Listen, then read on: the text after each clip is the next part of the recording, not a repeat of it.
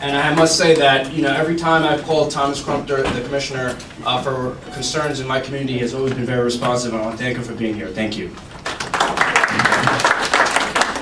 Well, let me start by thanking Legislator Szilagyi, Legislator Curran, Legislator Marino, Legislator Abrahams, and Assemblywoman Szilagyi for putting this together today.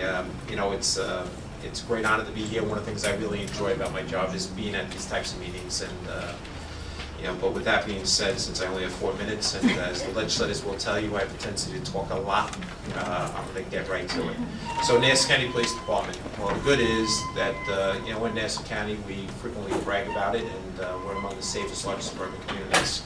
Additionally, we'll tell everybody that we have the lowest crime stats since we started recording crime in Nassau County and tracking crime as with the UCR index.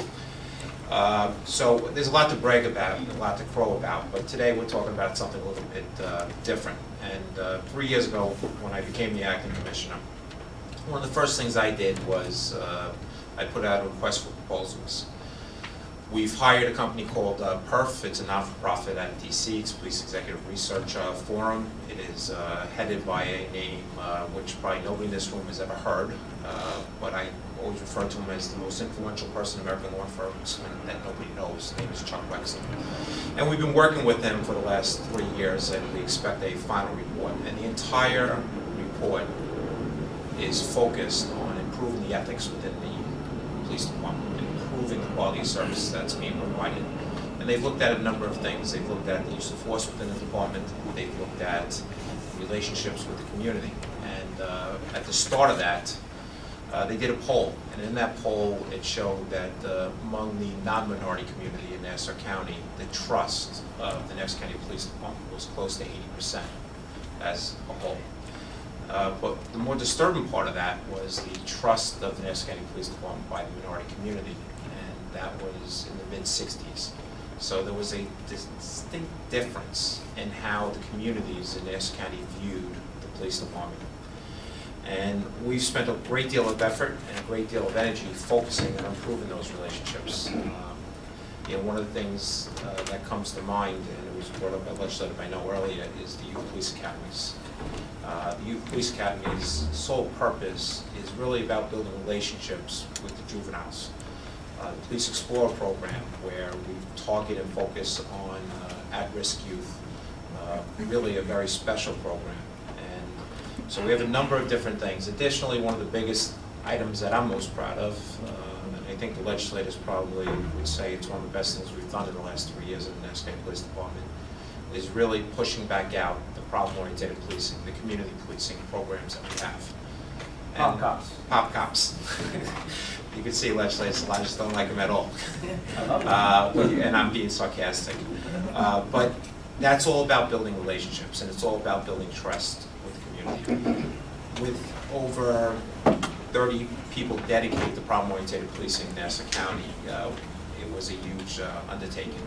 And we continue to build on that. And the idea here is, in order to build the trust and build the relationship with minority communities, we have to spend effort and energy working on those relationships.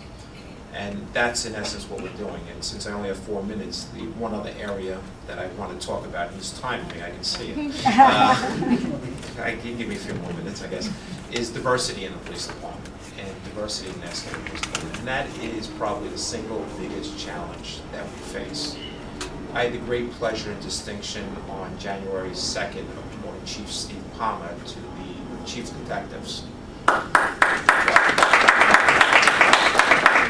And that was the good news. And the good news was that I got promoted professional. He was a career investigator within the Nassau County Police Department. He served as a detective in homicide, a sergeant in homicide, CO of the 1st Precinct, commanding officer of the 1st Squad, chief of internal affairs.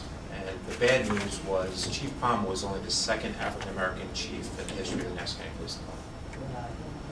So, there is a little bit more light at the end of the tunnel here. I also had the pleasure of promoting Chief Sewell to a deputy chief's position. And she... The first African-American woman. Woman, yes. She was the first African-American woman to serve in the rank as a chief. And that also occurred on January 2nd. Inspector Lorna Atmore was promoted to inspector. She is again, now she is only the 4th African-American and only 2nd African-American female to serve. So we are having a significant improvement in diversity at the higher ranks. Very shortly, I'll be promoting the first Hispanic captain in the next couple of weeks, and I will be promoting another Hispanic African-American captain. So diversity is significantly improving, and that's a tribute to the individuals I just talked about, but it's been a long time coming. The bigger challenge that we have going forward as we give a test this year is improving the diversity within the police department as a whole. And we're going to be coming to the communities and working with the communities in order to focus a lot of effort and energy on that. We have a little bit of a challenge, and a little bit of a challenge for us is that as a result of villages now having a little bit better benefits package than our Nassau County police officers, the villages are able to pull a lot of minority applicants off of our test, the Nassau County Police Department test, because we'll hire off a single test. So when you look at the Nassau County Police Department, we share that test. So we have to focus a lot of energy on getting the right pool of applicants in that exam. And that really is going to come to the people sitting in this room and the community as a whole. We are going to spend a lot of effort, we are going to spend a lot of energy, and we are going to spend a lot of human resources, and we'll be spending a lot of financial resources to make that happen. But what I would really ask for is, and it is an ask, is the people in this room, is that we get those young people to come in and take that exam, because that is the first step. So with that, I think I stayed almost within 4 minutes. You could also add the deportation. Deportation order by Trump. Okay, so like I said, Number 45. Number 45. Deportation order by Donald Trump. So the Nassau County Police Department has a long-standing policy that we developed about 8 years ago on how we deal with undocumented aliens. That policy within Nassau County has been unchanged. I will tell you, we are hosting, the Nassau County Police Department will be hosting 3 town hall meetings.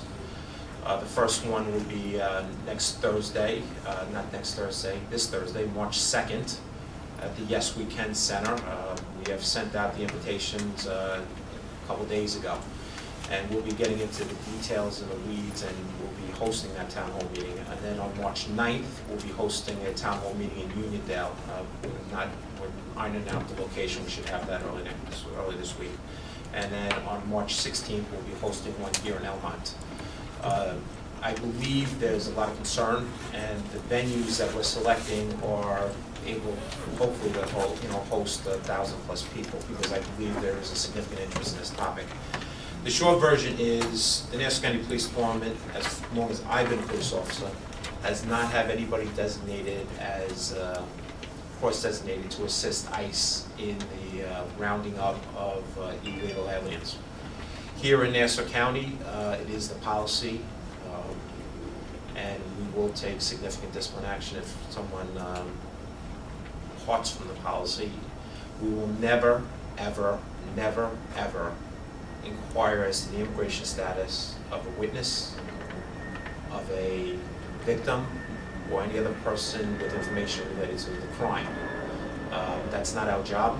Our job is to protect the safety and security, and I will do everything I can to ensure that residents of this county are not victimized because they are illegal aliens or the perception they may be illegal aliens. We will tolerate it. It's not accepted. And just by way of background, I started my career right here in this precinct. I worked this post at one point in time.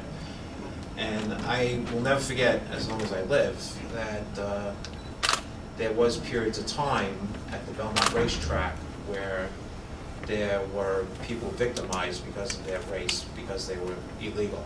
And it was really heartbreaking, because what would happen all too often is they'd be afraid to come forward to the police. And that can't be tolerated, and won't tolerate it. With that being said, we will honor certain administrative holds when we come in contact with people that we arrest from ICE, and we will provide assistance and cooperation. So we have to try to find a balance of fulfilling our duties as police officers and with the oath, At the same time, our number one focus is to ensure that we're providing the safety and security of all the people that are visiting or living here in Nassau County. Thank you very much.